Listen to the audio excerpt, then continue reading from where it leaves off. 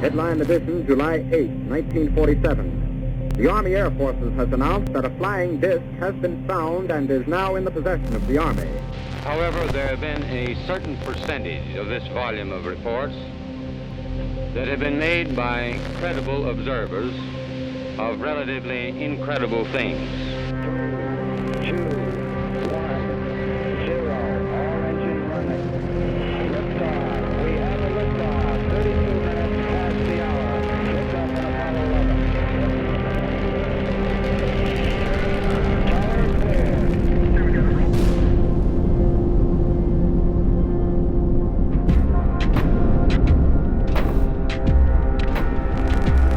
But other sightings apparently were taken more seriously. And one in particular, an incident called the Rendlesham Forest Incident, also known as Britain's Roswell. This was in 1980, shortly after Christmas, when a few American airmen who were stationed in the UK reported seeing a UFO. A huge, solid, diamond-shaped object they described as 100 foot long, hovering silently in the sky above them. There is very compelling evidence that we may not be alone, whatever that means.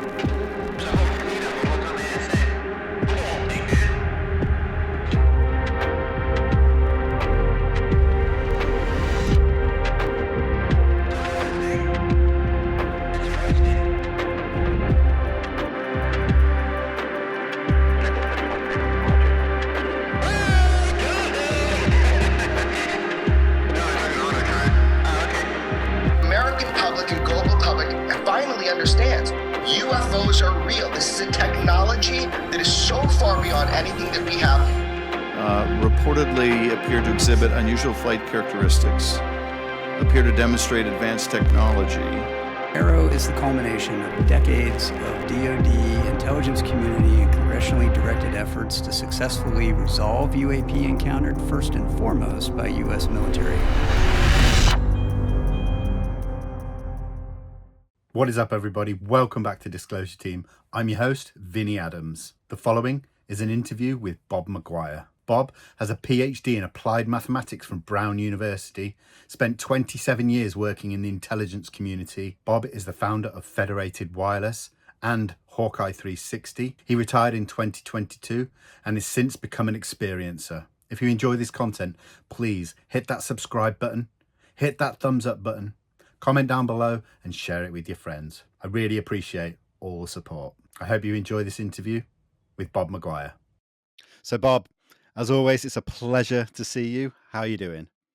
I'm doing really well. I'm staying busy. Lala and I are having fun exploring our lives. And Vinny, it's always a pleasure to be on here. You have a kind of special place because you're the first public person I told about my experiences with the Navy. And so it's, you're the first. I'm forever grateful. Really, really do appreciate it. And we may touch upon that again with some of the things that we're going to talk about today. So let's bear that in mind. But Bob, one story that's been kind of around for a little while now is these mysterious drones that were seen over Langley back in December. And we just seem to be seeing a pattern of this happening, not just at Langley. It's been going on since 2019. We had these drone swarms in the off the West Coast as well. So what are your Colorado? Yeah, Colorado as well. I mean, they had him, I think, in Germany and Sweden as well in the past sort of 5 years. But what's your take on all of this? Well, I find it extremely disturbing. And you can just follow along and watch Christopher Mellon's commentary and others, not just Christopher or somebody like me. It makes no sense to me why this is not blaring front page news. And it's because if it were as simple as some little kid flying a drone over the fence, it would already be handled. They would have tracked them back to their source. They would have put them under arrest and whatever. They don't know what it is, or they already would have handled it. And Langley is an interesting place. That's where we did all the early calculations and simulations for the NASA flights. That's where our big wind tunnels are. And there are other agencies that use that Air Force Base regularly. So it just makes no sense that this is a great, big, huge deal. And I don't understand the reaction that's coming from the Senate Select Committee on Intelligence, especially Senator Gillibrand, given the horror job that Sean did with his report. It's just awful. Just go read Christopher Mellon's analysis or a bunch of others. And I was so mad I couldn't be coherent. But I was jumping up and down and going one thing after another on all these podcasts. And at least Mellon wrote it all down coherently so people could read it and not just listen to me rant. As it was a travesty. It was a travesty. It had typos and wrong references and references to wiki fandom pages. I mean, it was the most appalling. And the director of national intelligence would not sign off on it because her office, which owns half of AARO, was not even allowed to see it before they called in the press. I mean, this just stinks to high heaven. And Sean McNamara engaged with, on behalf of AARO, Battelle Institute, which operates several national laboratories, including Oak Ridge National Laboratory. So, and he is apparently headed to Oak Ridge, where he will be an employee of Battelle. You mean Sean Kirkpatrick? Sorry to interrupt. Sean Kirkpatrick, yeah. And Sean Kirkpatrick hired Battelle to do work for AARO, and then went to work for Battelle at Oak Ridge National Labs, which they operate. That is a violation of federal rules. I mean, I just do not understand why the people who put that office together around him and hired him aren't jumping up and down, because that report is a travesty. It is. Absolutely, it is. I mean, just sticking and jumping back to the drone incursions, I read somewhere that they were getting so bad during December that they actually had to move some military jets to Naval Base Oceana because they were afraid that something was going to happen. I'm not sure. Afraid of mid-air collisions. Yeah, I mean, it just goes to show, has the Air Force not got control of its own domain? That is really pathetic, isn't it? Yeah. And of course, look, I just want to remind everybody, especially in your audiences and people who've listened to me and you for a while, the Air Force is just not willing to play the game. The Navy is out there, having done stuff, is now making recordings of the incidents, USOs, etc. They've allowed Tim Gallaudet to come out and talk for real. I mean, where he's talking about firsthand witnesses who've had their hands on the goods, confirming for him that all the stuff that Grush said was real. I mean, I just don't understand what the Air Force is doing. And it just appears to me to be their continuing fear of disclosure and retribution for all that they've done since 1947. It's just an ongoing fear. And I think that there's this relationship between them and the contractor body that has the materials and is doing the work that none of us understands the details of. Yeah, absolutely. Strange. But over Langley, I cannot believe they are not jumping up and down. Now, it is correct that both armed services committees and intelligence committees realize that we have a truly ugly drone problem. And the reason you know we have an ugly drone problem is go look at the Telegram videos from Ukraine. I mean, a $100,000 drone with a RPG piece of ammo that is contact explosive and a shaped charge is destroying a third of the Russian armor. A third of the Russian armor is destroyed. And that's with guys who hacked together drones and hung a shaped charge underneath from one of these AK-47 RPG things. And it's just amazing to me that we've not made a big deal out of drone tracking and disabling. It's totally changed the battlefield. The battlefield has become completely asymmetric, where a gigantic army filled with armor and with Air Force overhead controlling the airspace cannot keep their people from being harmed. So we're almost back to World War I style warfare, no matter how fancy we get, until we handle these drones. Yeah, because you would think that Langley, of all places, would have, well, they'd be able to track the drones, number one, but also they would have some anti-drone technology that would be able to either disable them or even shoot them out of the sky. I mean, why is that? What does that say? The state of affairs. I'm hoping the relevant committees in Congress are calling them on the carpet, going, "What the heck?" Okay, it's a disaster. It is, and I mean, I've heard Ross Coulthart say recently that he's been speaking to some people based at Langley who I think are going to be on his new News Nation show at some point, stating that these didn't seem to be any kind of drone that we would consider a drone. Maybe they are actually genuinely some kind of UAP. Well, if they can't be identified as a drone, by definition, they're a UAP. True. Because they appear intelligently operated and they don't have regular forms of propulsion like rotor blades or props or jets. They don't appear to be any of those. They have no fans of any type and no rocket motors. So strange. So it's really strange, and we need to investigate it.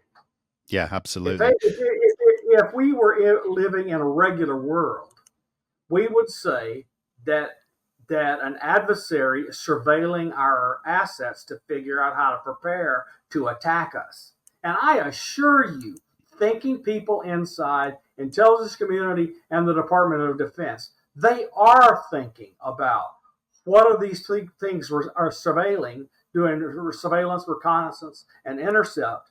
Why are they doing it? It feels like somebody's preparing to attack us. I mean, and that is the only responsible thing these people can do. It's not that they're evil. It is their job. It is their job. And now they're threatening our actual assets inside of the United States of America on an Air Force base, which should be one of the safest places in the world. And it's not. Indeed. I mean, for anybody who's watching this or listening to this, I'm going to put a link down below to an article from the War Zone, which is titled "Mysterious Drones Swarmed Langley Air Force Base for Weeks." If you want more information, go and read that article. Now, Bob, you mentioned in there Tim Gallaudet, and I really want to sort of dig into Tim specifically.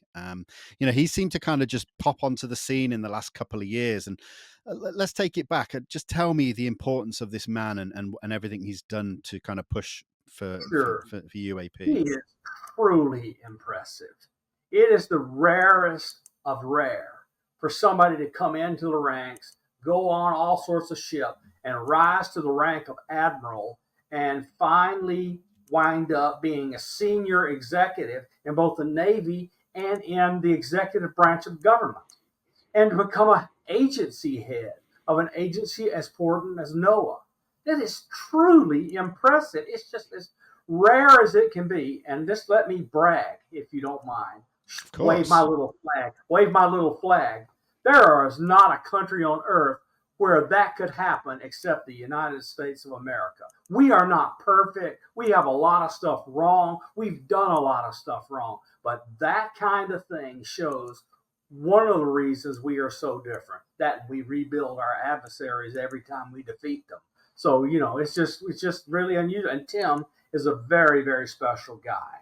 So he's been out on every kind of ship you can imagine, and he has had experiences on those ships. So the first time I was on your show, I told people about when I went on the USS Hampton in the 1990s on a intelligence gathering mission about which I can say nothing, except the following.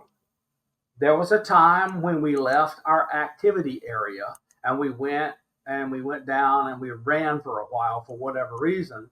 And a USO came zooming by us so fast. It was one of these fast guys. And then they called it Faster or something or other. They had a nickname for it way back. They had that nickname for it way back then. But anyway, they were like, they wouldn't even talk about it after. It was just like gone. So later, I told the story on your show, and then Tim told the story of he'd seen that stuff and been on aircraft carriers and other things. And then we were together at the inquiry into anomalous phenomena done by Jay and others, and in New York City. And Tim gave a talk.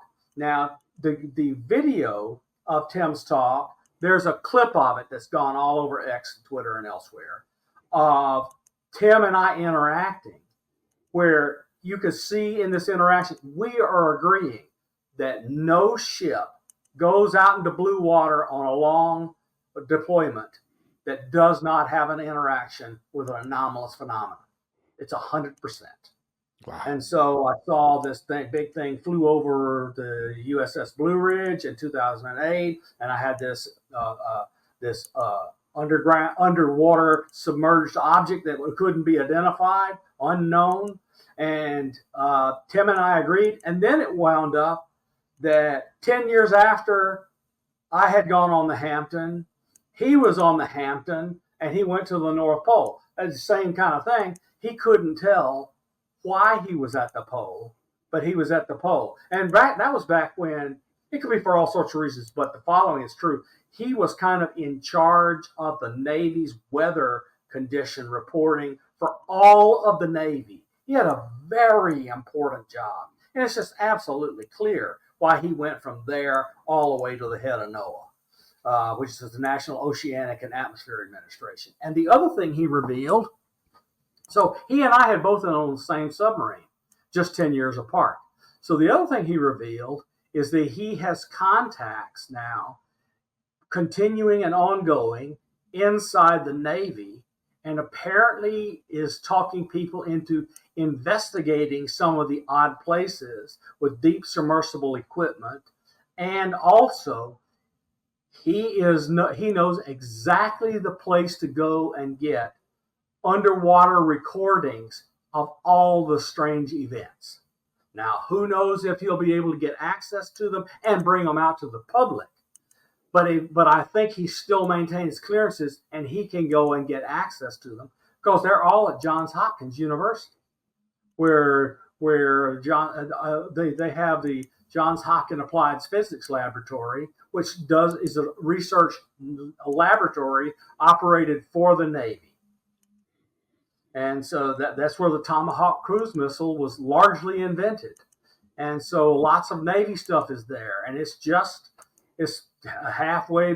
outside of Baltimore, between Baltimore and Washington. And I just tell you, he is a person that our community should be aware of. That's number one. And number two, he supported many of the things that Grush told us. And in addition to that, Tim Gallaudet also got DOPSR approval for everything he is saying in public, which included that a high-ranking member of the Intelligence Committee told him that we had a crash retrieval program and we had a flying saucer. That's a public statement he's made multiple times in the last 2 weeks, but he first made it at the Inquiry into Anomalous Phenomena in New York, which has become a regular place I attend twice a year. That's a great conference. Absolutely. I remember I was tuning in. I was in North Carolina back in December, and I tuned in and watched the whole event live, and saw your interaction with Tim, and that it was fantastic. So, well, not so much me, but look at the people who were talking. Absolutely. It's Ann Dietrich and Diana Pasulka, and on and Whitley Strieber and Ralph Blumenthal and Leslie Kean is now a co-host. And so it's just an amazing conference, and it's small. That's under 100 people. Yeah. Very intimate. Indeed. And I think they actually just released the full talk only in the last couple of weeks of Tim Gallaudet. So again, for anybody watching, I'm going to link that down below. Go and check it out. But I think it's also worth mentioning that we finally got this white paper from the Sol Foundation by Tim Gallaudet as well, titled Beneath the Surface, where it says we Yes. may learn more about UAP by looking in the ocean. This 29-page paper, very detailed. I think 19 pages, of paper, and then all of the notes and everything, just to show how well researched it was. I mean, any thoughts on that? Yes. So Tim is extremely interested in having his oceanographic friends, especially one in particular, which you can hear about in the talk, who is an extremely wealthy man, who is willing to take his submersible equipment and under some kind of, but Tim wants it done somewhat officially so that we can have a public record. And he wants to go and understand what's happening off the coast of California between Catalina Island and those cities along the coast where it looks like there's an underground base. So underwater base, I mean. So Tim wants to have this guy go down there and explore all over. And others who have tried this have been interfered with by the government. So I just don't know. I hope he pulls it off, because ever since the Nimitz and us understanding how important that entire area is, given Kevin Day's operation of the newly advanced version of the Spy 1 radar, saw these things flying all over the place from space all the way to the ocean. Let me give it to you one succinctly. If it were a regular object and it took off from 100,000 feet beyond the von Karman line and came all the way and stopped on a dime a few feet above the ocean, that would take more power generation than the entirety of the United States of America.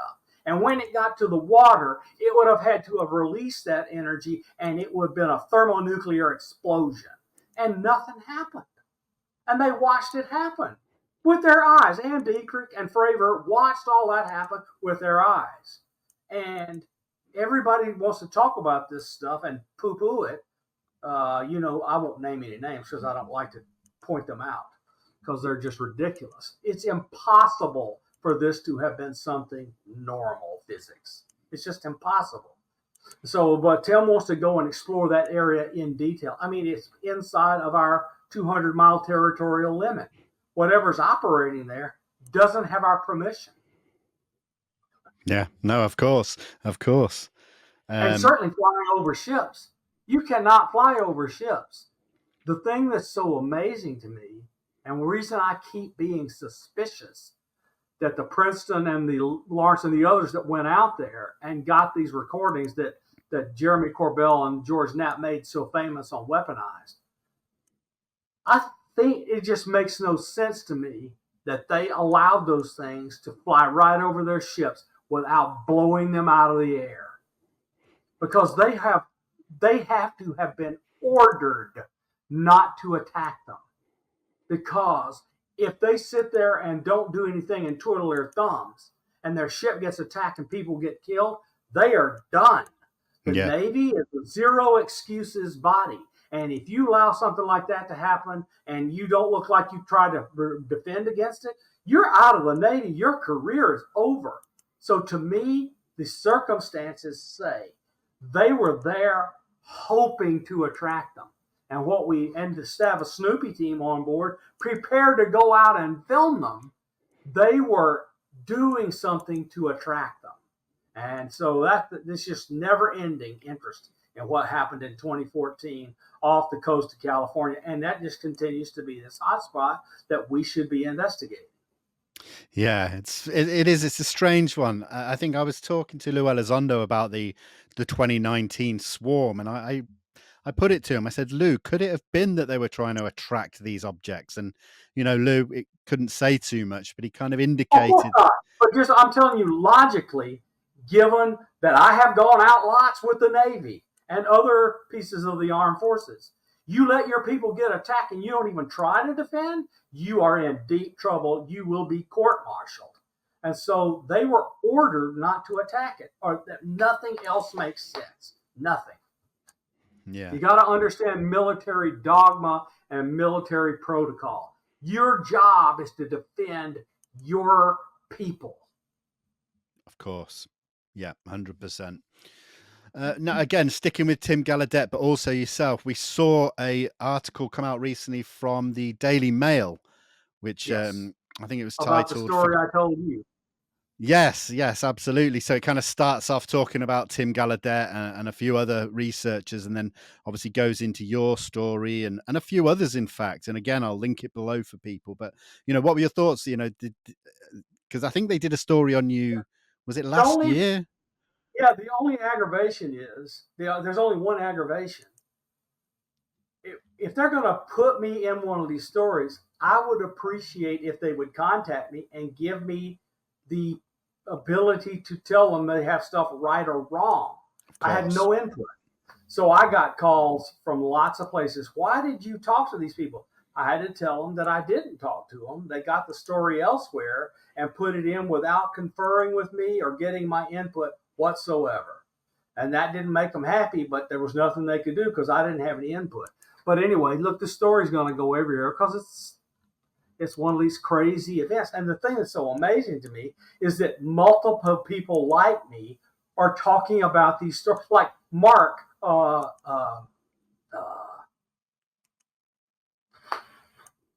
what is his name? Mark D'Antonio.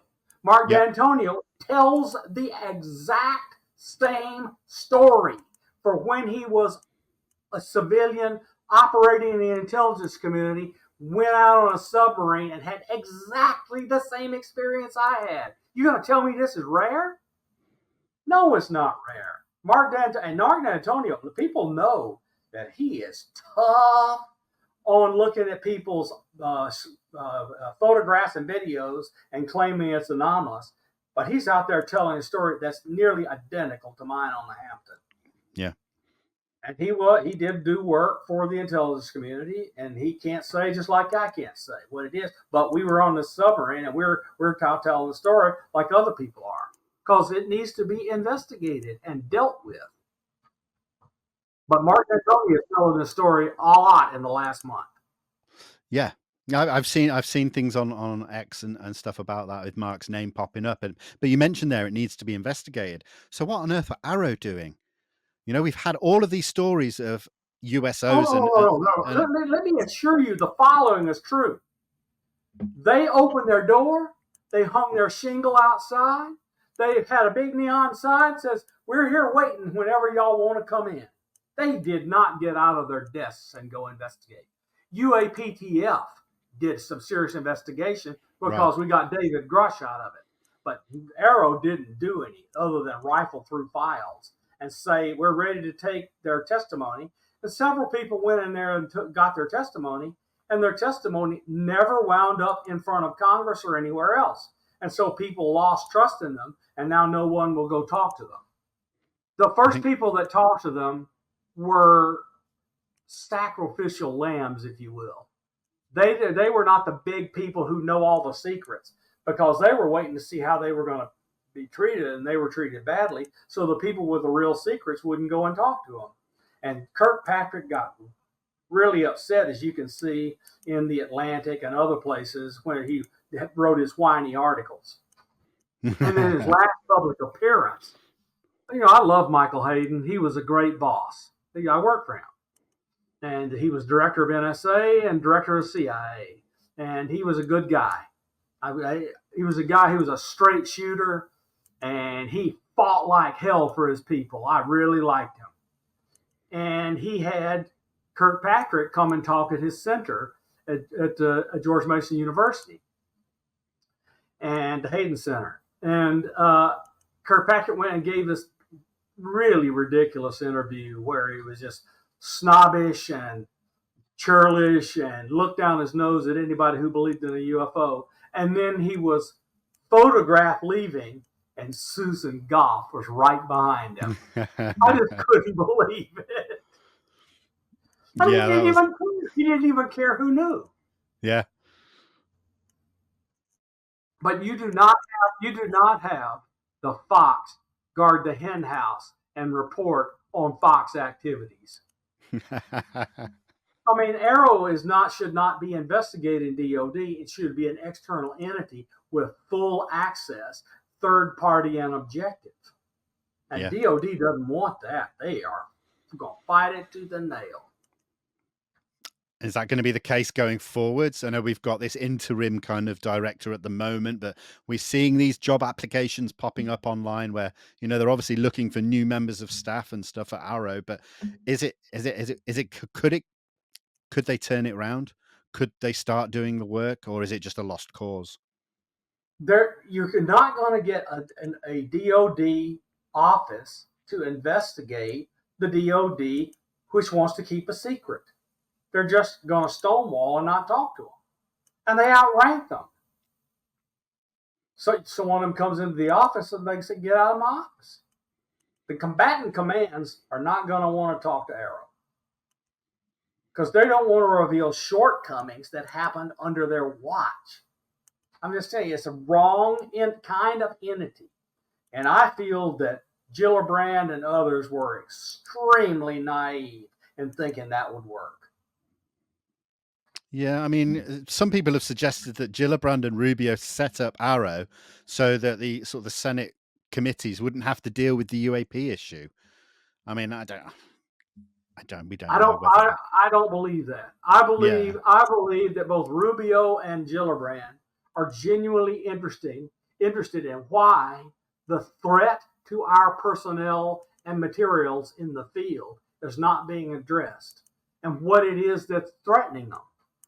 Look, a defense body, whether it's a platoon, regiment, battalion, a service, a combatant command, whatever, their one job is to look for threats and see how to deal with them. And you can't do that by bloody well ignoring them. No, of course, this is true. I mean, with all of this that's going on and this disappointment with AARO and everything, could that be the main reason why we've not seen any more whistleblowers come forward? It is. Yeah. It is. So look, there's this constant rumor mill which says that people in the House are going to get a special committee and that David Grush is going to be a cleared staffer for that committee. If that happens, there is some hope. But again, these staffers and these congresspeople, they do not go do field investigations. They need to have their own little group that's composed of in-the-field investigators armed to the teeth with subpoena power and the ability to refer to the Department of Justice if people do not act as they should. If they're lied to, it should be immediately turned over to DOJ for prosecution. If we're going to get to the bottom, we've got to bare our fangs. Because otherwise, if there is no accountability and no consequences, they will continue to stonewall and say, I dare you. Yeah. It's worked for 80 years. Why would it stop?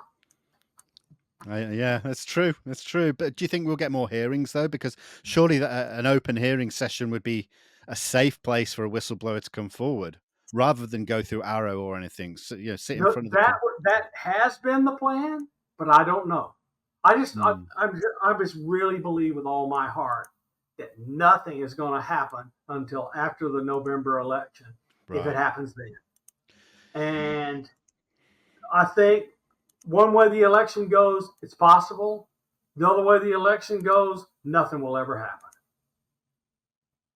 Really? I mean, I agree with you that I think we're getting so close to the sort of the middle of the year and things are just, the focus is completely switched over to the election and other things that are happening in the world right now. The prosecutions and the election. Look.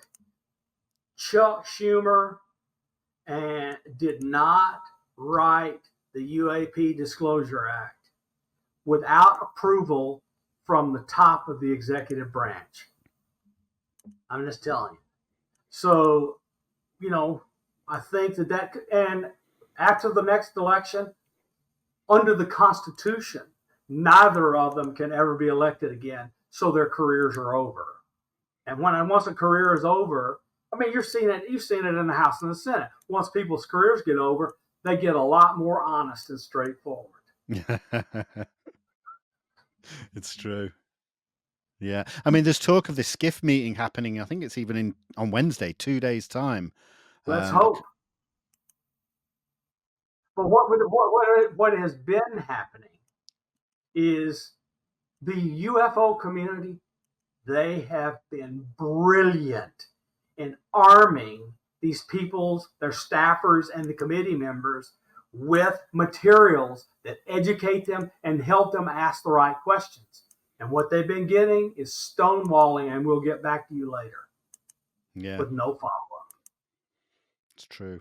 It's very true. It does just seem, because we were sort of the rumor mill that you mentioned earlier. We were told that the first third of 2024 we'd be getting something. Something would be happening. It would be public, and of course we've had nothing. And I think we're in a down period, probably the longest down period we've been in the last few years. But you can tell it by how nasty the UFO community is on Twitter. There's nothing for them to do, so all they're doing is fighting like a bunch of cats and dogs with a few bad children thrown in, pulling their tails.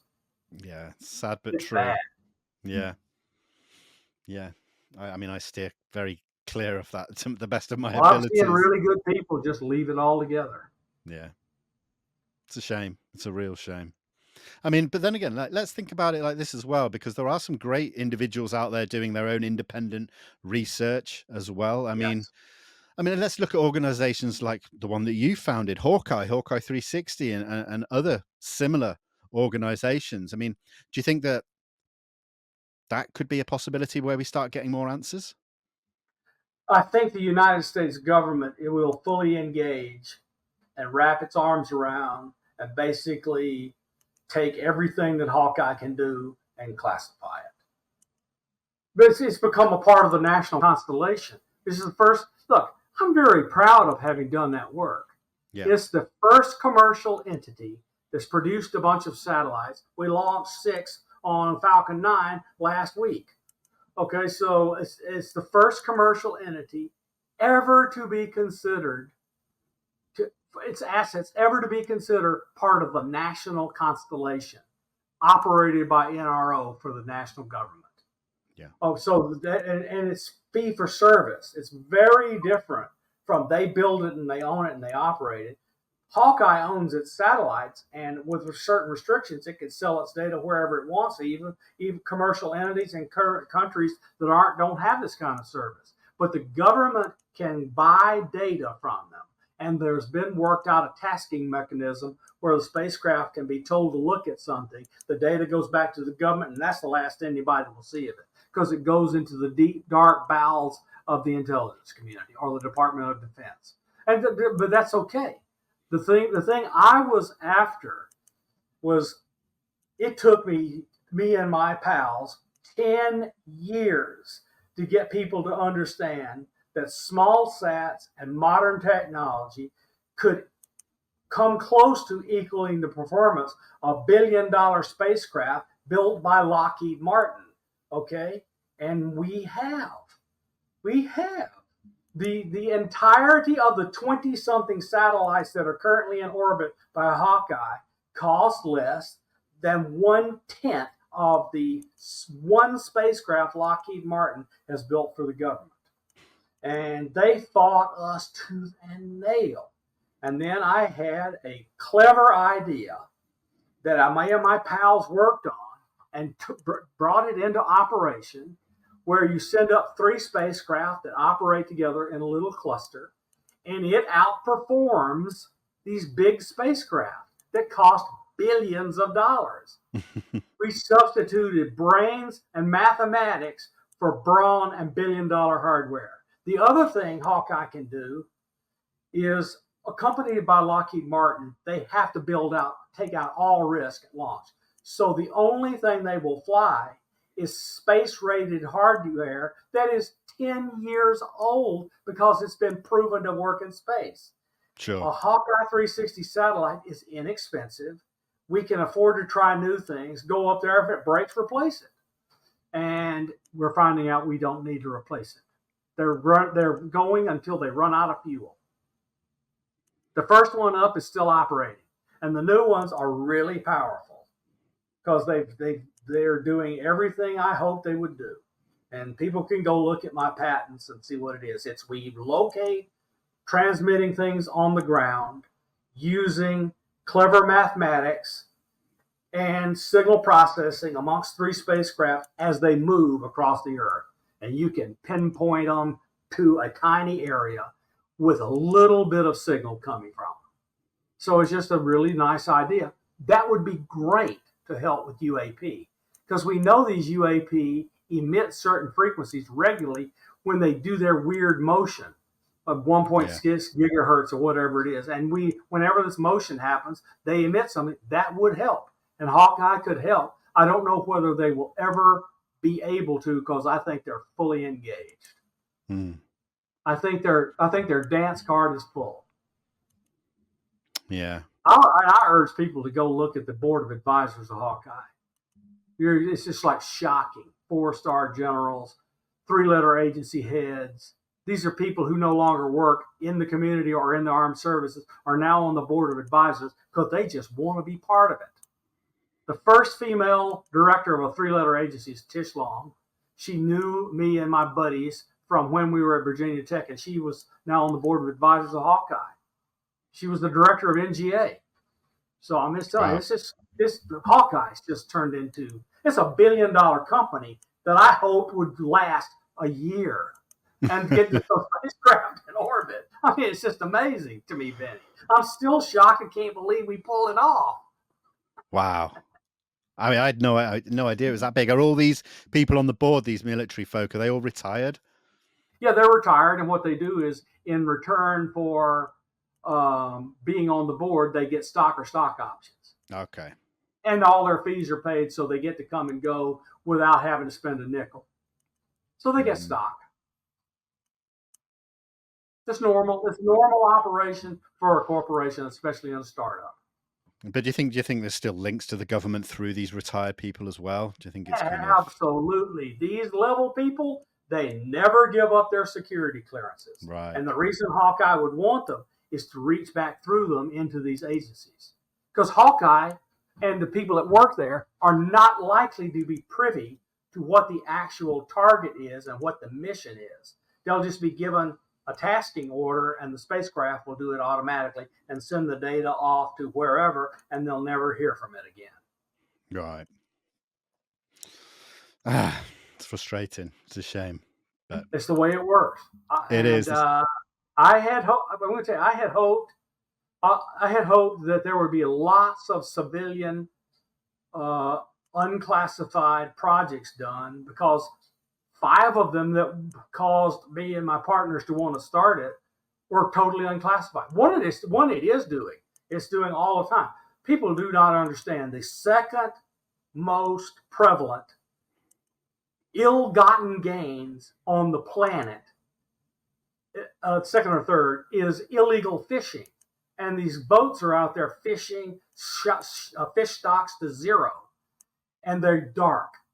They do stuff, but Hawkeye is able to track them and tell the authorities where they are headed. And it has had a big impact on the illegal fish. Like the Chinese fleets that were trashing the Galapagos Islands, we shut them down. I'm very proud of that. I'm very proud. But there are other things. I'm going to give you a different example. Cell towers never achieve the capacity, the information carrying capacity that is predicted by equations. And that's because there's interference in the environment degrading their performance.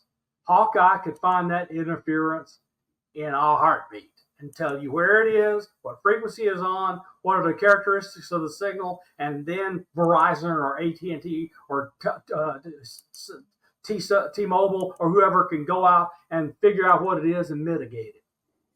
Right. And it's just, I don't think they have the bandwidth to do that work.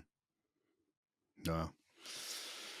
It's funny how things, like you said, things that are small that you start up have become these big entities. It's I never dreamed it would be $1 billion entity. Never thought once. I never dreamed that. And it's not why I did it. Of course. Yeah, of course. Well, let's let's move on to something else. And this is kind of sticking with kind of a similar theme of the oceans and stuff. I want to talk about something that cropped up, I think, about a week ago now. And this was this South Atlantic anomaly that had quite a lot of people talking on X. Would you mind talking us through it, laying out so people understand? And then, There is a place off the east coast of Brazil, well known to satellite operators as the South Atlantic Anomaly. So it is a place where there is a hole in the protection layers afforded us by our magnetosphere. It's a thinning and a hole. And so high-speed particles compass the magnetosphere, and they hit satellites, and they damage its inner electronics. Now, sometimes it's not permanent, but let's suppose you're running a program. You don't want your zeros and ones hit and a zero turned into a one or one turned into a zero, because there's no telling what will happen. And if it's a program address and you've deformed the address, you don't have any idea where it's going. So spacecraft that have to live in LEO that go through the South Atlantic Anomaly every day, they build mitigation called error correction coding into the hardware. Okay. So I saw this picture that Ross Coulthart put up and others, and I thought, well, I don't think this is South Atlantic Anomaly because it's too close to Africa. It's not over by Brazil.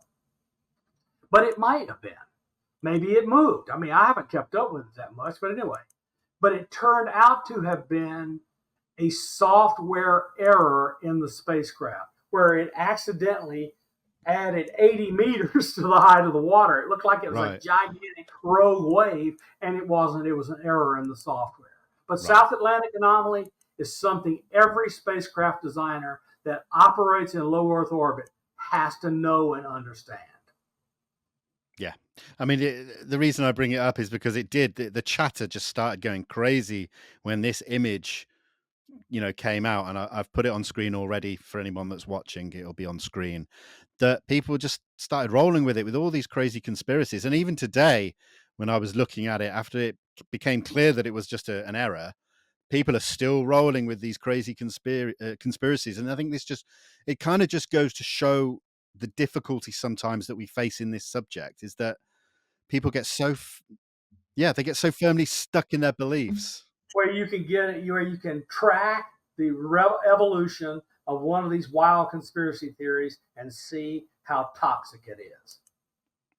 Yeah. And we have to guard against it. We do, because it just muddies the waters from when we're trying to get credible data and stories and information. And we have another problem. We're literally, as you can see, we're going to get nothing until the government decides to give us something. We're just installed. And anybody, almost anyone, can walk out and say, I work for this agency and I had a security clearance and we did all this stuff. And hey, look, I know all this stuff and here's what I know. And it'll blow up and go everywhere. And we have no way of vetting it. Sure. Because the people that are in those agencies, even if they were allowed to go serve for this person, it's illegal, because that's violation of USSID 18, which says we cannot spy on Americans. The FBI can, but it has to have a warrant or see a crime in progress. Yeah. So people think we're spying on Americans. I'm telling you, you get caught going looking at something like that, your days are done. You are fired. You lose your pension. You're charged with a crime. We don't do that without a warrant. Of course. Yeah. One final story that I'd really want to touch upon with you, Bob, is Havana Syndrome. It cropped back up again recently with this excellent 60 Minutes piece, and I think there was an accompanying article written about it as well. And I'd just love to get your thoughts on it. I was at the United States Embassy in Moscow in the 1990s for several weeks, doing whatever I had to do. Just want to get these things. I won't tell you what I was doing, but I was there.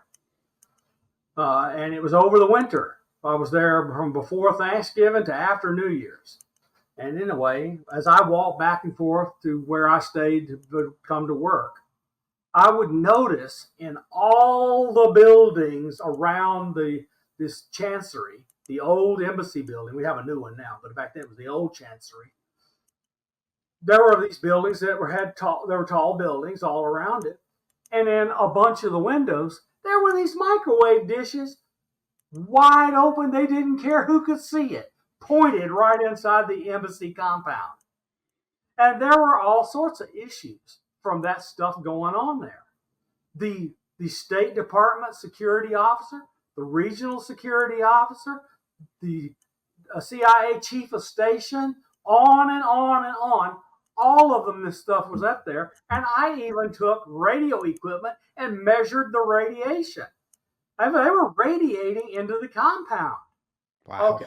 So the very first thing I said, the first time I heard about any of this, I went, this is microwave weapon, and Russia's finally perfected it. Now, they wouldn't do it themselves because they want deniability. So they would have surrogate do it if they were going to do it. And I don't understand what is going on inside the intelligence community in the Biden administration that says we don't know what this is and we don't think it's a state actor. I think there's too much evidence for them to say that. They could say, well, you're not certain yet, so we're not going to say anything. They should not be saying it's not a state actor, we're sure of it. I just don't believe it. I do not believe it. Yeah. I mean, this is where, again, these conspiracy theories surrounding the origins of these incidents come from, because things like that, where they Kit Green and Gary Nolan measured and with sensors the damage to the human brain caused by Havana Syndrome. It's measurable impact. And the witnesses tell the same stories. Wherever it happens, hear this very loud sound and suddenly lose ability to think and coordinate. It's a radiation attack on people that work for the United States government. And it is imperative the government protect its people. How are you going to get people to go work in the Cuban embassy or the Russian embassy if they don't deal with this? Of course. No, I agree completely. It's really maddening. It is. It is.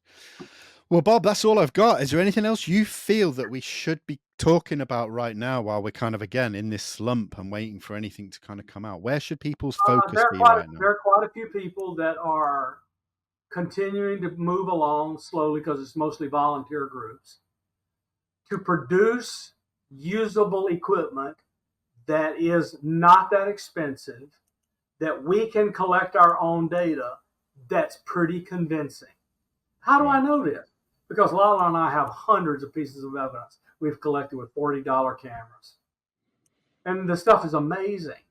I mean, just literally amazing things. I have nearly 200 pictures of some kind of craft that you can see the black outline, and on the point that's facing at us, it's radiating, so it's really bright, and around it you can see the superstructure of whatever this vehicle is. There's no rotors, no fans, no trail of heat-producing stuff, because the infrared sensitivity in the camera would see it if it were. So it's not a rocket motor. I can't tell you what these things are. And we just see weird stuff around us all the time. So I'm taking it upon Bob, my technical self, to try to come up with things that people can easily do, and I intend to write them up and put it into a book and online so people can do it. And hopefully we can get stuff going. I'd love to write, a paper for the next meeting of the Saul Foundation of how citizens can take action. Technically. That would be incredible. I think that's what's needed, so that people can stop just sitting and waiting for information to fall into their laps. Waiting and getting grumpy. Exactly. Go and do something proactive. No, I think that would be incredible, Bob. Well, listen, Bob, it's been an absolute pleasure, as always. I will make sure that all of the links of everything we've talked about are in the description below, but also the places where people can go and follow you and Lala, your new show on YouTube. So, yeah, all I can say is thank you so much. I really appreciate your I'm time. happy to be here, Benny, and I'm willing to come back anytime. It's always a pleasure. Thank you so much. And to everyone watching and listening, as always, make sure you're subscribed, hit that like button, go and follow Bob, go and follow me on social media too. And we will see you next week with a brand new interview. For now, take care and goodbye.